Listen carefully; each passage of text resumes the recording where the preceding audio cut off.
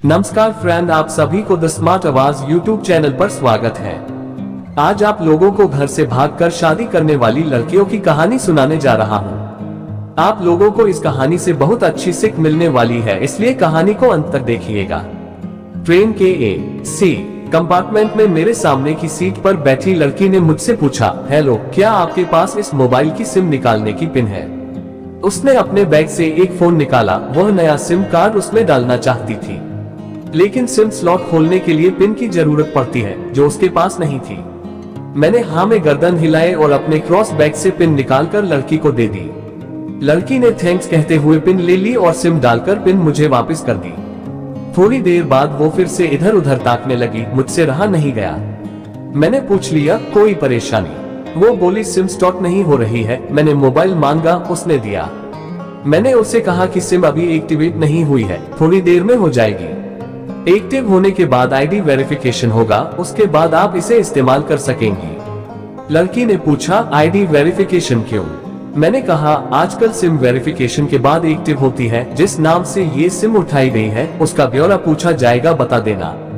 लड़की बुदबुदाई। ओह। मैंने दिलासा देते हुए कहा, इसमें कोई परेशानी की कोई बात नहीं। वो अपने एक हाथ से दूसरा हाथ दबाती रही, मानो किसी परेशानी में हो। मैंने फिर विनम्रता से कहा, आपको कहीं कॉल करना हो तो मेरा मोबाइल इस्तेमाल कर लीजिए। लड़की ने कहा, जी फिलहाल नहीं, थैंक्स, लेकिन ये सिम किस नाम से खरीदी गई है मुझे नहीं पता। मैंने कहा, एक बार एक्टिव होने दीजिए, जिसने आपको सिम दी है उसी के नाम की होगी। उसने कहा, ओके, कोशिश करते हैं। मैंने पूछा, आपका स्टेशन कहाँ है? लड़की ने कहा, दिल्ली। और आप? लड़की ने मुझसे पूछा। मैंने कहा, दिल्ली ही जा रहा हूँ, एक दिन का काम है। आप दिल्ली में रहती हैं या? लड़की बोली, नहीं नहीं, दिल्ली में कोई काम नहीं, ना ही मेरा घर है वहाँ। तो मैंने उत्सुकतावश पूछा। वो बोली, दरअसल ये दूसरी ट्रेन है जिसमें आज मैं हूँ, और दिल्ली से तीसरी गाड़ी पकड़नी है, फिर हमेशा के लिए आजाद। आजाद? लेकिन किस तरह की कैद से? मुझे फिर जिज्ञासा हुई, किस कैद में थी ये कमसिन अलहर्सी लड़की? लड़की बोली, उसी कैद में थी जिसमें हर लड़की होती है, जहां घर वाले कहे शादी कर लो, जब जैसा कहे वैसा करो। मैं घर से भाग चुकी हूँ। मुझे ताज्जुब हुआ, मगर अपने ताज्जुब को छुपाते हुए मैंने हंसते हुए पूछा, अकेली भाग रही हैं आप? आपके साथ कोई नजर नहीं आ रहा? उद्धरण चिन्ह।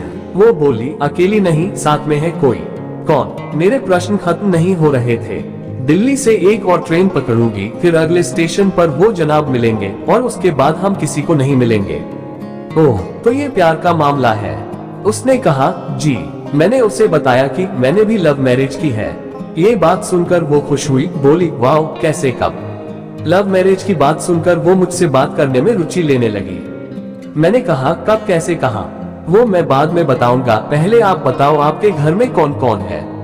उसने होशियारी बरतते हुए कहा, वो मैं आपको क्यों बताऊं? मेरे घर में कोई भी हो सकता है, मेरे पापा, माँ, भाई, बहन, या हो सकता है भाई ना हो, सिर्फ बहनें हो, या ये भी हो सकता है कि बहनें ना हो और 2-4 गुस्सा करने वाले बड़े भाई हो।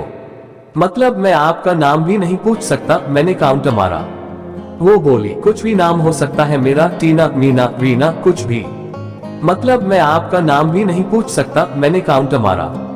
वो बोली, कुछ भी नाम हो सकता है मेरा, टीना, मीना, रीना, कुछ भी। बहुत बातूनी लड़की थी वो। थोड़ी इधर उधर की बातें करने के बाद उसने मुझे टॉफी दी, जैसे छोटे बच्चे देते हैं क्लास में। बोली, आज मेरा बर्थडे है। मैंने उसकी हथेली से टॉफी उठाते बधाई दी और पूछा, कितने साल की हुई हो? वो बोली, 18। मतलब भागकर शादी करने की कानूनी उम्र हो गई आपकी? वो हंसी। कुछ ही देर में काफी फ्रैंक हो चुके थे हम दोनों, जैसे बहुत पहले से जानते हो एक दूसरे को। मैंने उसे बताया कि मेरी उम्र 35 साल है, यानी 17 साल बड़ा हूँ। उसने चुटकी लेते हुए कहा, लग तो नहीं रहे हो। मैं मुस्कुरा दिया।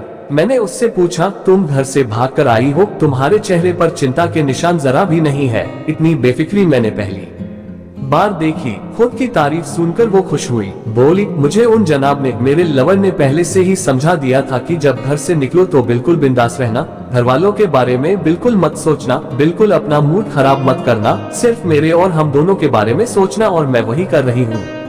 मैंने फिर चुटकी ली। कहा, उसने तुम्हें मुझ जैसे अनजान मुसाफिरों से दूर रहने की सलाह नहीं दी? उसने हंसकर जवाब दिया, नहीं, शायद वो भूल गया होगा ये बताना।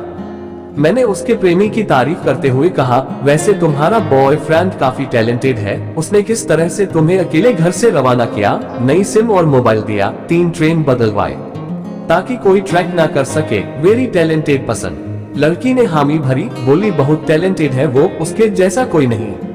मैंने उससे बताया कि मेरी शादी को 10 साल हुए हैं, एक बेटी है 8 साल की और एक बेटा 1 साल का। ये देखो उनकी तस्वीर। मेरे फोन पर बच्चों की तस्वीर देखकर उसके मुंह से निकल गया, सो क्यूट। मैंने उससे बताया कि ये जब पैदा हुई तब मैं कुवैत में था, एक पेट्रो कंपनी में बहुत अच्छी जॉब थी मेरी, बहुत अच्छी सैलरी थी। फिर कुछ महीनों बाद मैंने वो जॉब छोड़ दी और अपने ही कस्बे में काम करने लगा। लड़की ने पूछा, जॉब क्यों छोड़ी? मैंने कहा, बच्ची को पहली बार गोद में उठाया तो ऐसा लगा जैसे मेरी दुनिया मेरे हाथों में है। 30 दिन की छुट्टी पर घर आया था, वापस जाना था लेकिन जा ना सका। इधर बच्ची का बचपन खर्च होता रहे, उधर मैं पूरी दुनिया कमा लूं तब भी घाटे का सौदा है। मेरी 2 टके की नौकरी, बचपन उसका लाखों का। उसने पूछा, क्या बीवी बच्चों को साथ नहीं ले जा सकते थे वहाँ? मैंने कहा, काफी टेक्निकल मामलों से गुजरकर एक लंबे समय के बाद रख सकते हैं। उस वक्त ये मुमकिन नहीं था। मुझे दोनों में से एक को चुनना था, आलीशान रहन सहन के साथ नौकरी या परिवार। मैंने परिवार चुना, अपनी बेटी को बड़ा होते देखने के लिए। मैं कुवैत वापस गया था लेकिन अपना इस्तीफा देकर लौट आया। लड़की ने कहा, वेरी इम्प्रेसिव। मैं मुस्कुराकर खिड़की की तरफ देखने लगा। लड़की ने पूछा, अच्छा आपने तो लव मैरिज की थी ना, फिर आप भागकर कहाँ गए? कैसे रहे और कैसे गुजरा वो वक्त? लड़की ने कहा, वेरी इम्प्रेसिव। मैं मुस्कुराकर खिड़की की तरफ देखने लगा। लड़की ने पूछा, अच्छा आपने तो लव मैरिज की थी ना, फिर आप भागकर कहाँ गए? कैसे रहे और कैसे गुजरा वो वक्त? उसके हर सवाल और हर बात में मुझे महसूस हो रहा था कि ये लड़की लकड़पन के शिखर पर है, बिल्कुल नासमझ और मासूम छोटी बहन सी। मैंने उससे बताया कि हमने भागकर शादी नहीं की और ये भी है कि उसके पापा ने मुझे पहली नजर में सख्ती से रिजेक्ट कर दिया था। उन्होंने आपको रिजेक्ट क्यों किया? लड़की ने पूछा। मैंने कहा, रिजेक्ट करने का कुछ भी कारण हो सकता है, मेरी जाति, मेरा काम, घर परिवार। बिल्कुल सही। लड़की ने सहमति दर्ज कराए और आगे पूछा, फिर आपने क्या